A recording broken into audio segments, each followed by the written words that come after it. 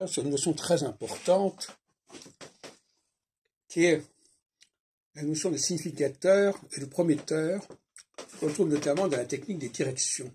La technique des directions a conservé l'idée qu'il y avait des astres prometteurs qui devaient être dirigés vers des points du thème, qui donc étaient fixes. Le prometteur est mobile, le significateur est fixe. Et ça, c'est une leçon très importante. C'est-à-dire que l'élément masculin est mobile et unique, de même que le soleil, comme élément masculin, va activer les 12 signes zodiacaux sans avoir lui-même de signification propre. Ce sont les signes zodiacaux qui sont porteurs de signification. Et la grande erreur de gens comme Michel Gauquelin, c'est d'avoir cru que l'on pouvait montrer que les planètes du système solaire avaient leur spécificité.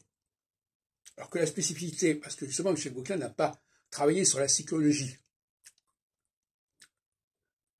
Les planètes n'ont pas de spécificité.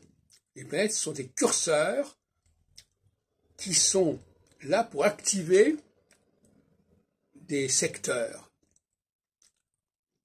donc des divisions. La grande erreur de Roger Héquet, par exemple, c'est de ne pas avoir compris que ce n'étaient pas les secteurs, ce n'étaient pas les maisons qui donnaient le temps, qui structuraient le temps, mais les planètes. Et lui, il a pris le contraire, il a compris à l'envers. Il a cru que c'était les planètes qui étaient des significateurs et que c'était le fonctionnement cosmographique, le temps sidéral, etc., qui était un vecteur de temps. Donc là, c'est une confusion totale, c'est une inversion. Une inversion intéressante d'ailleurs sur le plan psychique. Parce qu'on inverse le masculin et le féminin. Le féminin est dans la multiplicité, le masculin est dans l'unicité. Et l'unicité, c'est ce qui est porteur de mouvement, et la féminité, c'est ce qui est dans la diversité. Parce que cette diversité, elle permet à un même mouvement, à un même facteur, de se diversifier, de se conjuguer, d'avoir des variations, tout comme l'exemple du soleil que je vous ai donné tout à l'heure. Donc l'exemple du soleil, c'est bien cela.